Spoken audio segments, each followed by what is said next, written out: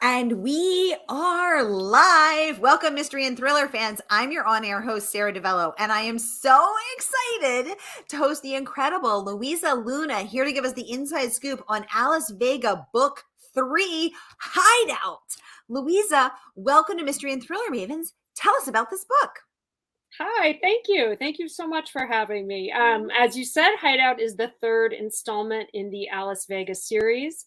Vega is a private investigator who specializes in finding missing persons, along with her sometimes partner, Max Kaplan. And in Hideout, she is hired to find a football player who disappeared off the field 35 years ago.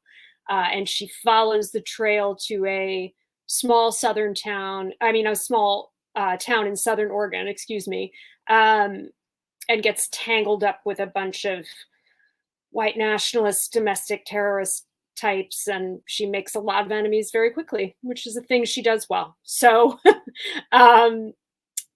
it's about those two things, and they sort of intersect, and it's a mystery in a lot of different ways.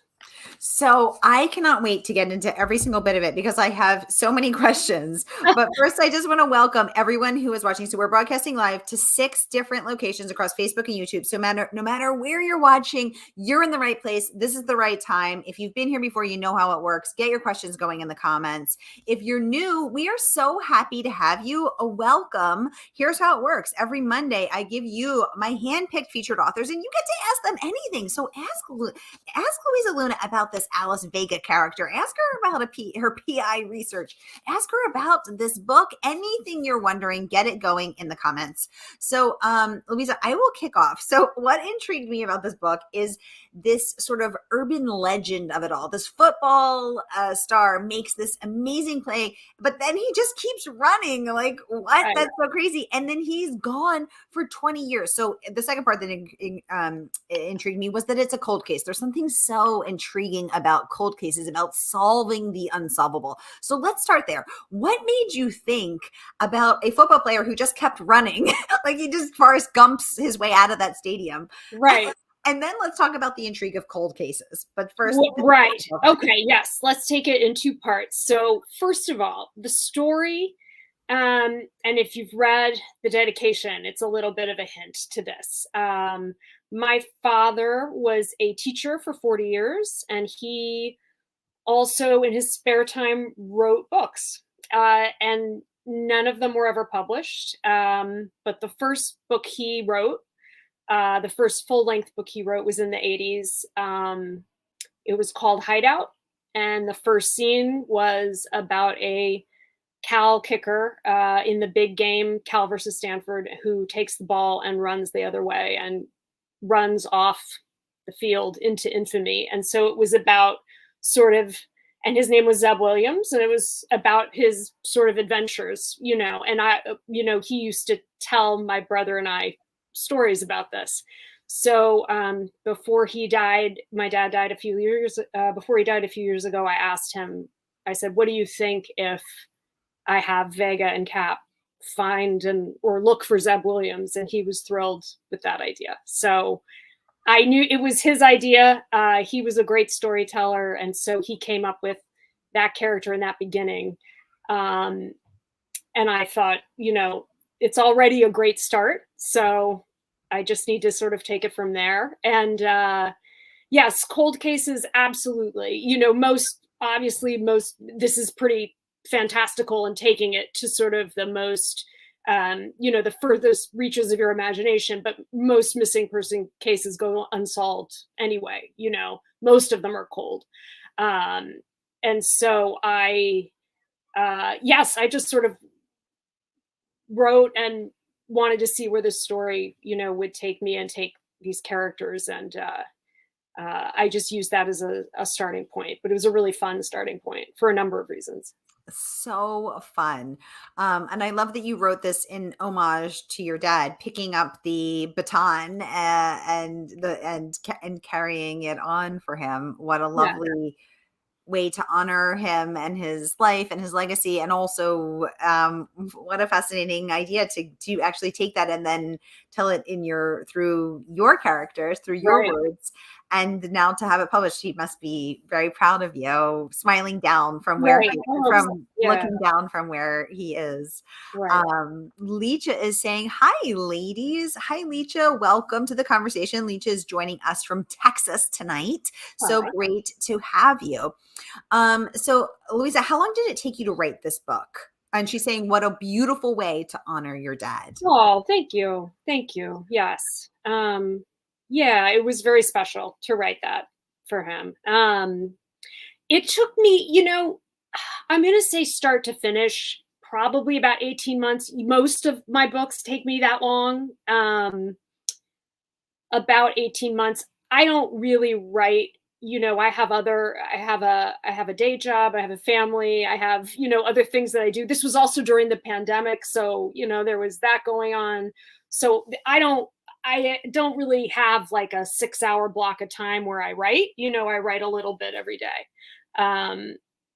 So it took me a while, and it was challenging in the pandemic, because this was, I was sort of just getting started with it right when it hit, and no one really knew what was going on, and so it was just hard to find focus to do it. But again, lucky I was to have a contract to be able to write and sort of see this story out. So it did take me that long. It may have taken a little less if certain circumstances had, not not existed the way they did. But yes, it took about that long.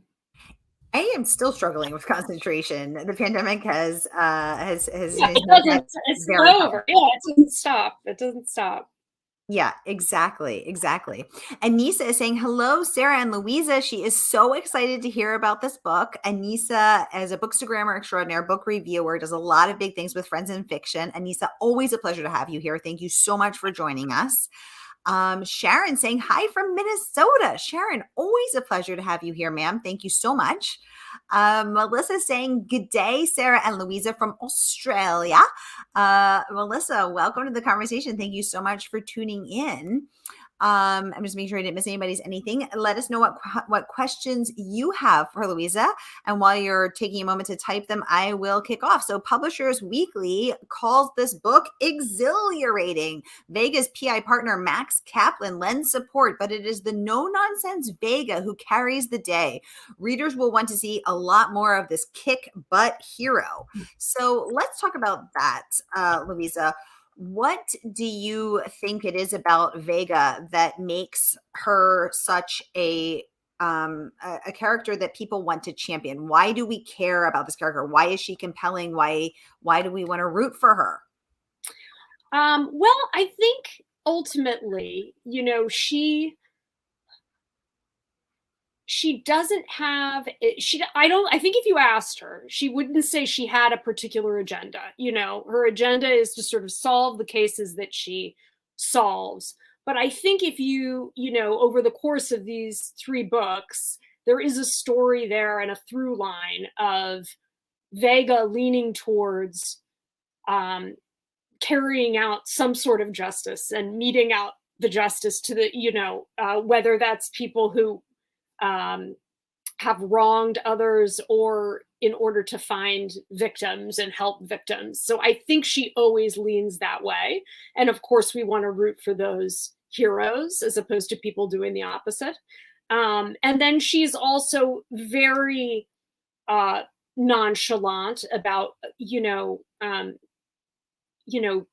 beating people up and, really kicking the crap out of people when she So that's helpful. And people, I think it's surprising that a woman takes that role. Obviously, there's a lot of great female detectives and cops in fiction, and and investigators.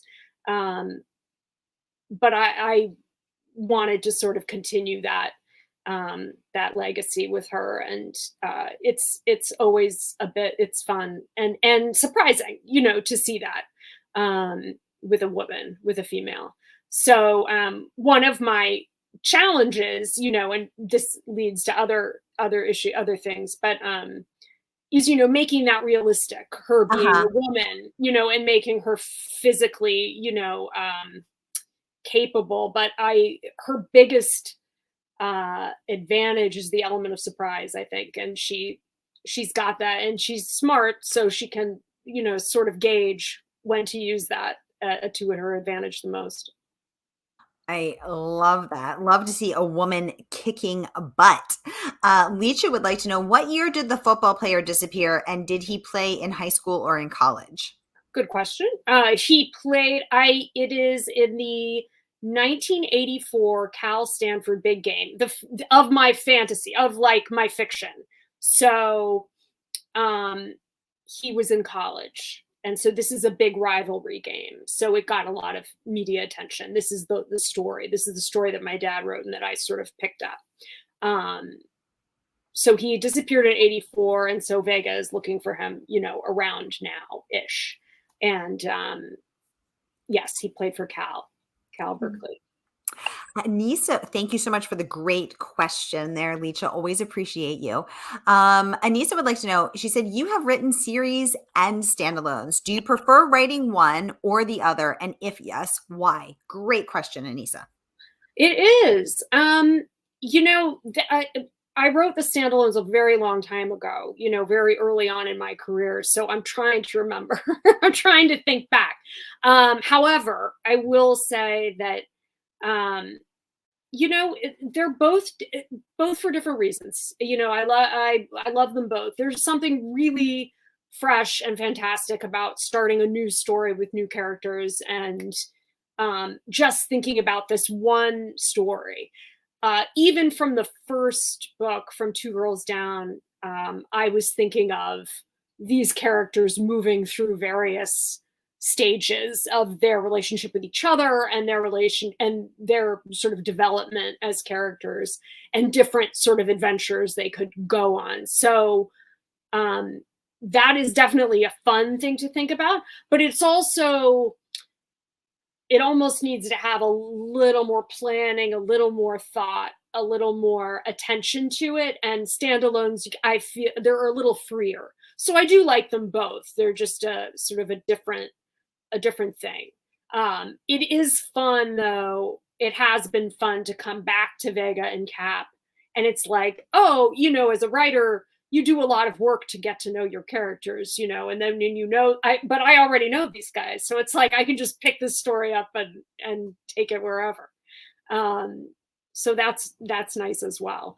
I will have to say both. I know that's kind of a cop out answer, but it's true. I don't think it's a cop out. I think there's pros and cons of everything, right? And so it's Right. nice to look at the whole picture. But Anissa, that actually gives us a really great lead into something that I think Louisa would like to talk about. Louisa, can this book, so Hideout, the third in your Alice Vega series, can it be read by itself? Can someone jump right into this, or should they read Alice Vega book 1 and 2 first? Um, so both answers, yes to both. You could definitely pick up Hideout, I think, and really get a lot out of it and be entertained. Um, One of my favorite all-time series, the Jack Cafferty and Flea series by Mo Hader. I started that in book 3. I don't know why that book came to me first, and I fell in love with it and went back and read, the backlist, and then kept reading on. So it's certainly, you could certainly just pick it up. I do think you might have a somewhat richer experience with these two characters uh, Mm. when you know their history a little bit more. In terms of the plot, this plot is very contained within this book, so you don't need to, read the first two to pick up any strands of the plot. But just in terms of their relationship with each other, Vega and Cap, and Cap's relationship with his daughter, and characters that you've seen before that make appearances, um, there is a nice fluidity to it if you've read them all, but not necessary. Whatever you feel like doing, however you would like to read my books, please read them. It Yay. does not matter to me. So Alice, I'm putting these in the comments. I'm putting Great. links to each of the books in the comments. So so Alice Vega novel number 1 was Two Girls Down, and Right. here's the link to that. And then Alice Vega number 2 was The Janes, Yes. also available. So I'm going to pop the link into that, and that is The Janes, book number 2. And then now we are on. So for those who want to read in order, because I know some people do, and some people just want to jump right into the latest and greatest, then read the backlist. So for those who want to read in order, here's book number 1, Two Girls Down. And now I'm popping into the link, book number 2, which is The Janes. That's Alice Vega, book number 2. And then for all of us fans, here is the latest Alice Vega book, number 3, which is Hideout. So here is the book, and you're going to want to order it today, y'all. So go ahead and grab it. Grab it right now. So here is all 3 in order for those of us who like order, and I know I'm one of them. So here we go. Here is the latest Hideout. So all 3 links are in there for everybody who would like to check those out. Lecha says, thank you so much for answering her questions. Of course. Lecha, thank you so much for being here. Melissa saying that her 14-year-old niece loves Alice. She loved Two Girls Down, and now she must get your new one. Thank you. Oh my gosh. Yes. I mean, I read a lot of books, a lot of adult type books when I was 13 and 14. So I'm right there with you. My daughter is 11, and I told her she has to wait till she's about 13 to read my books. And she's keeping tabs. She's ready. She's like, all right, I'm almost there. It's so great, Melissa, that your 14-year-old niece at such a tender age. I remember being 14, and it was not it was not always easy to be 14. To look up and see this kick butt woman, strong female lead, out there taking names and kicking butt and being a strong female private investigator. That must be so great for her to have, that female heroine to look up to. Good question here. Okay. Anissa is saying, what a perfect answer to the standalone versus series question that she asked. She said, thank you so much. Thank you.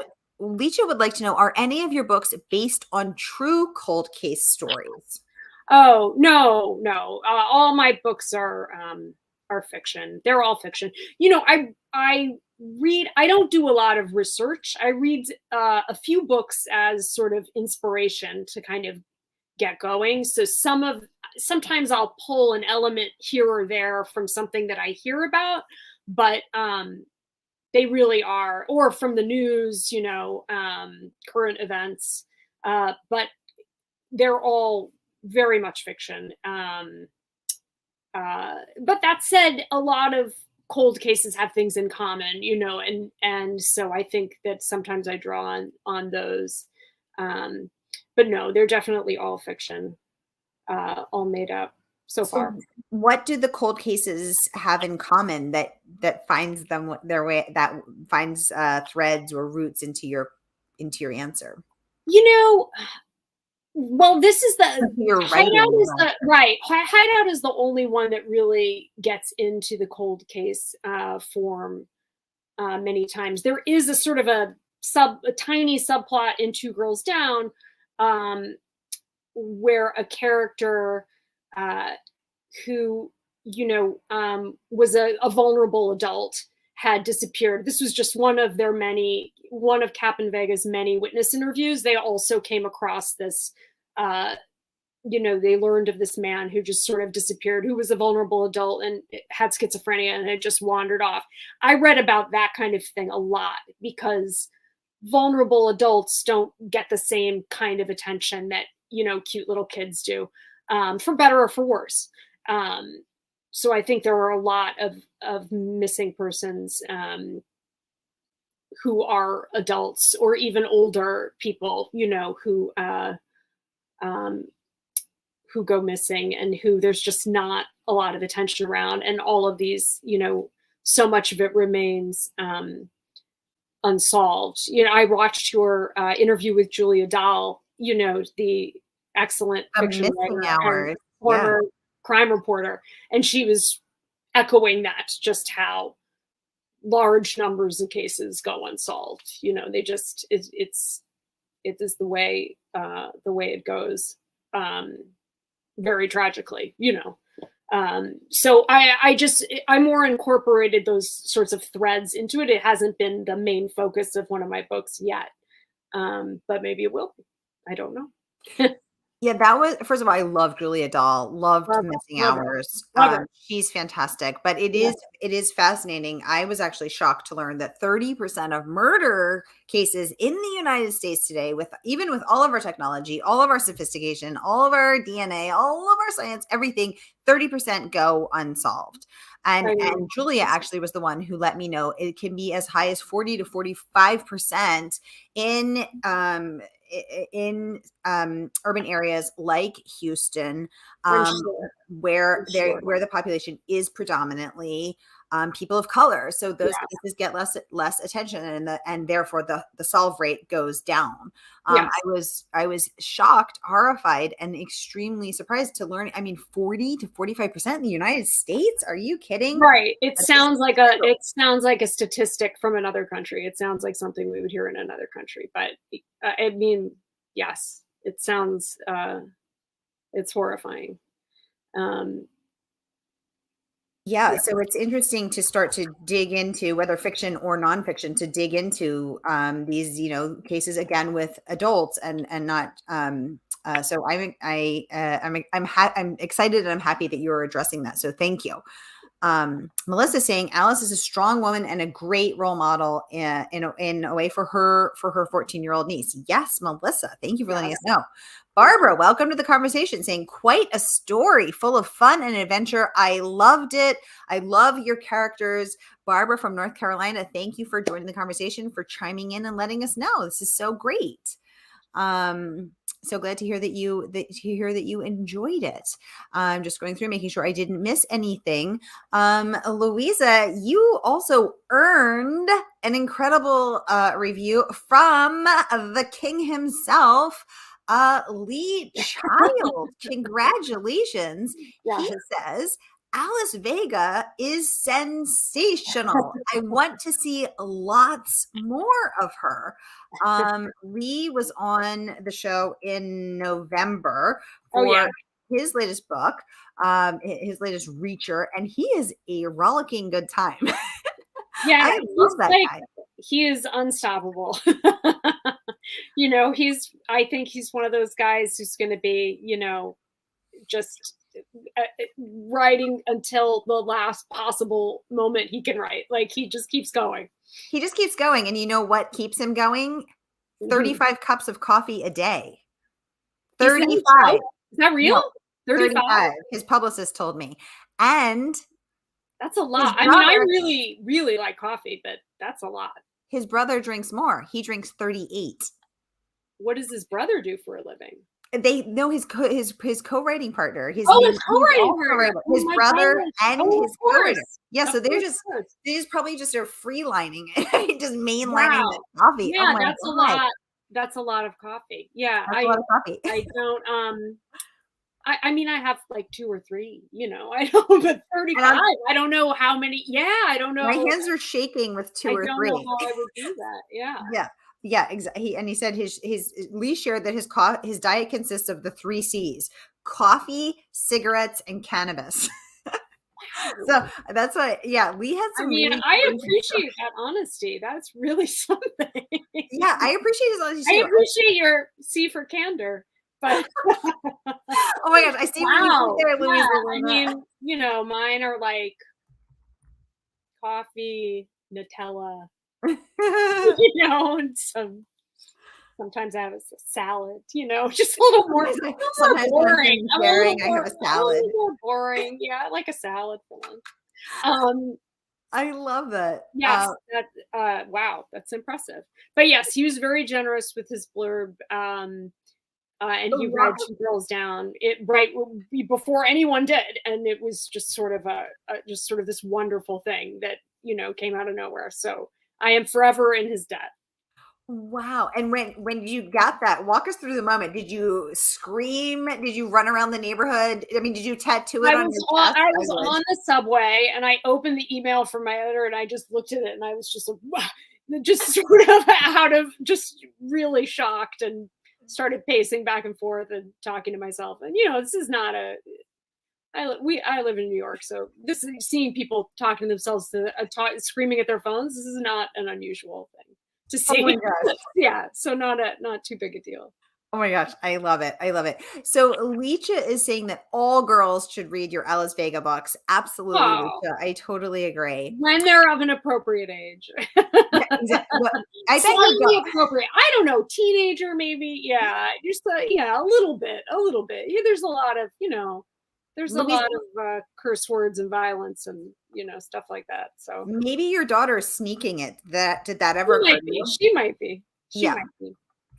I want to share the incredible starred review that you also earned from Booklist. Congratulations.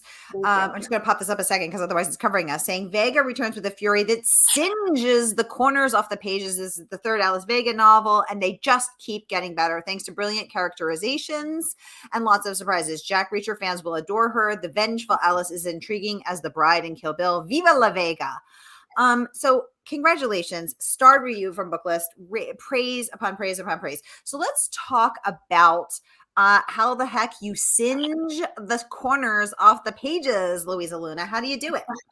Well, for this one, I love a good cathartic revenge story, and I think a lot of people do.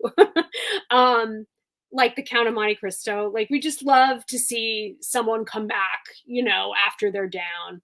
And I won't give any spoilers to Hideout, but Vega does sort of retreat for a while. Hashtag goals. That's funny. She retreats for a while before coming back to the Oregon town. And, so I will say that those scenes are just super fun to write when I get to the point where, she's exacting revenge on people who deserve it. Where her own brand of karma, like that, it's really fun to write.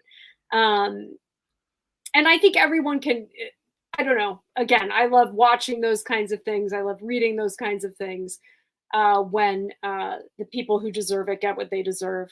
I think this is a thing that doesn't happen a lot in real life, or doesn't seem to. And so when we can get it in our stories and our fiction, it's just delightful. So it's the satisfaction that you think resonates with people. It's being able to live vicariously through someone else, Totally. getting justice, kicking butt, Yeah. which we cannot do in the course of our Usually normal not. lives. Okay. Usually not. You're right. Right. Yeah. Usually there may be repercussions, if we started to do this. But yes. Anissa's saying she's not a coffee drinker, but J for jelly beans and Yeah. R for Reese's big cups. Okay, so Anissa's diet consists of J, R, and then what's your third? Because Lee gave us the 3 C's. What's your third thing, Anissa? That's hilarious. And I love jelly beans and Reese's peanut butter cups, so I'm right there with you. I'm pretty big with Reese's cups too. Leach is saying your books sound like great page turners. Yes, absolutely. So let's talk about this other amazing review. Red Carpet Crash saying the third novel in the Alice Vega series is another thrilling ride from start to end. Fans will eat this book up. So Louisa, 3 books into the Alice series, and also having written standalones, you're a practiced writer. What do you think your secrets are, your top tips are to singeing those corners off the page, to keeping those pages turning, as these reviews are saying? The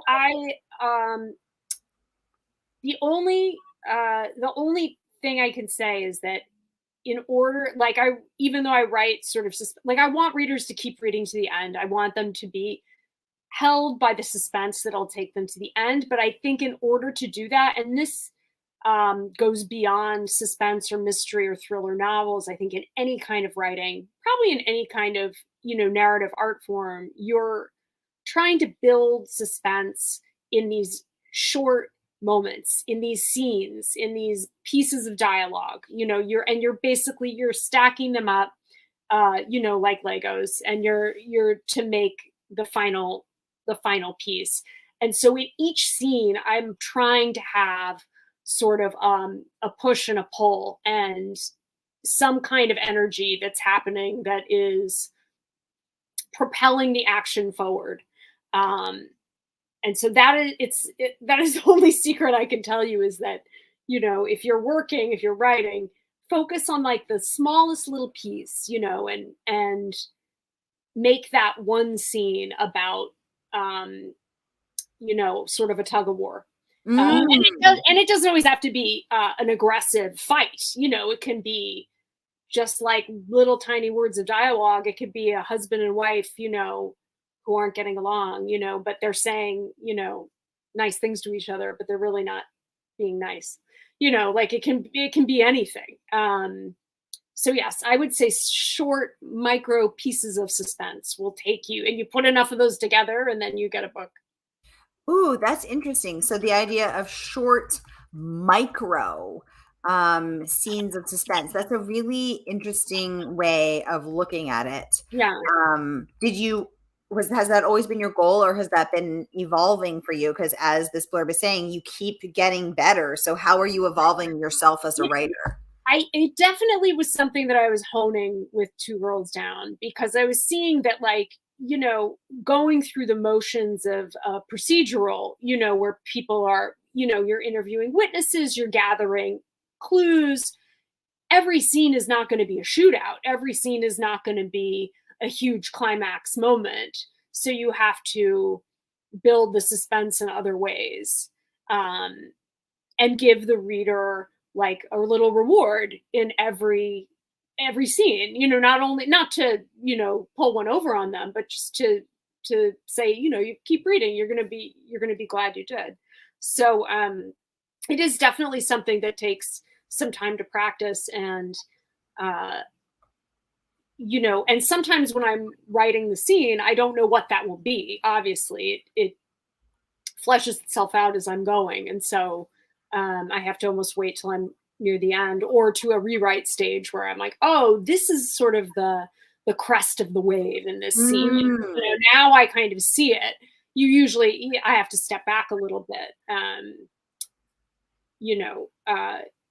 to see the full picture of it, to see all the Legos. I like that.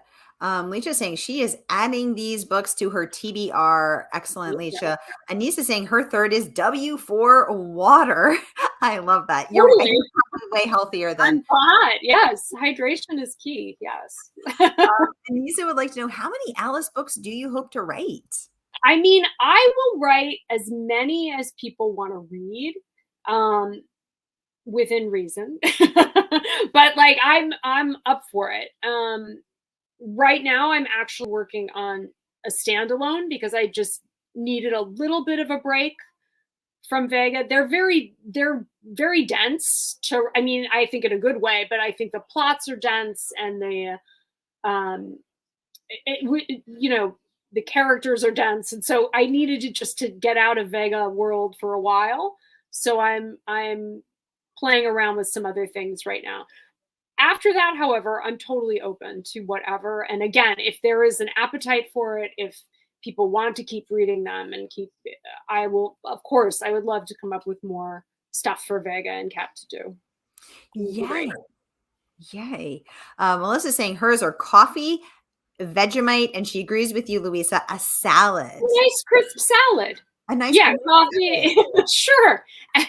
I've actually never had Vegemite. I was going to say, have you had it? So I used to live in it, but I know that it's sort of Is it like bouillon? Is it like a bouillon kind of It's flavor? yeasty. It's super salty and super yeasty. So it's a Right. black paste. I used to live in Australia. I lived in Brisbane.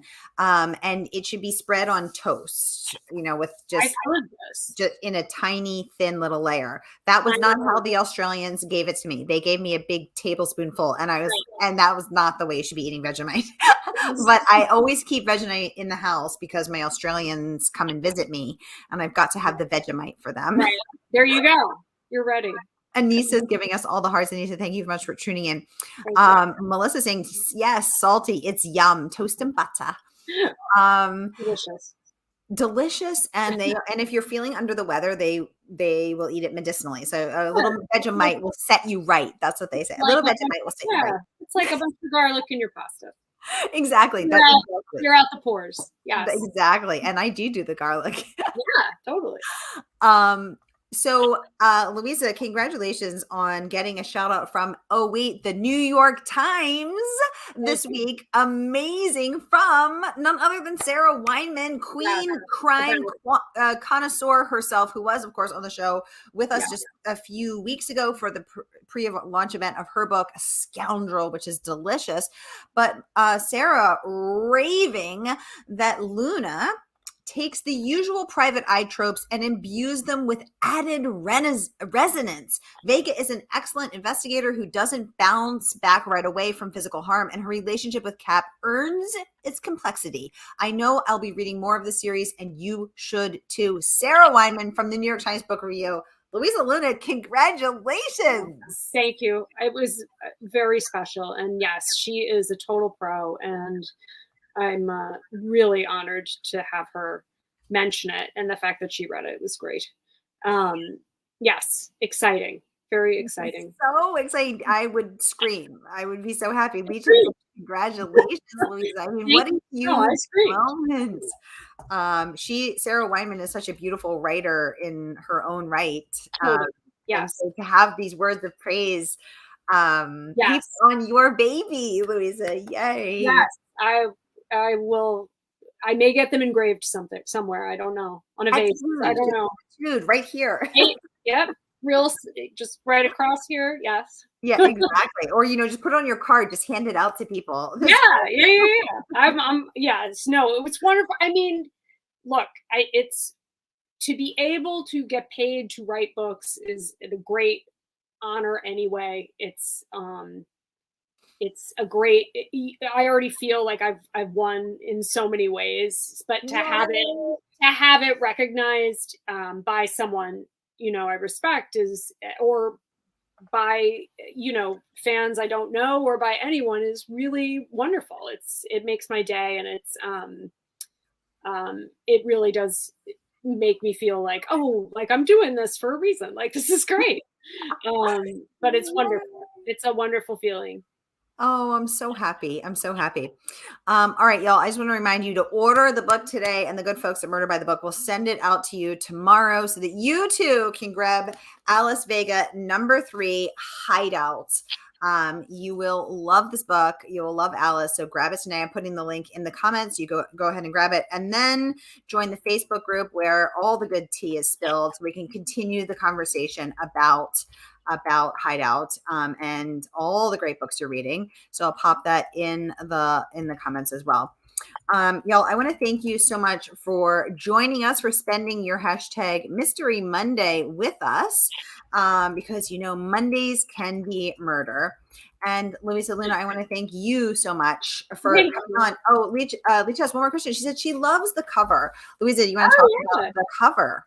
Yes. I mean, I cannot take credit for it. That is the Doubleday team. That is John Fontana and his team, a Doubleday. But I also love it. I love the moody blue, and it came out so much more perfect than I could have imagined. So yes, I am with you. I also love the cover.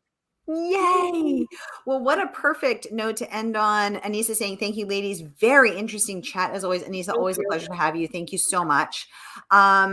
Y'all, thank you for tuning in. Be sure to order the book, join the Facebook group to continue the conversation, and I will see you next Monday for #Mystery Monday, because Mondays can be murder. Have a great day. Thank you.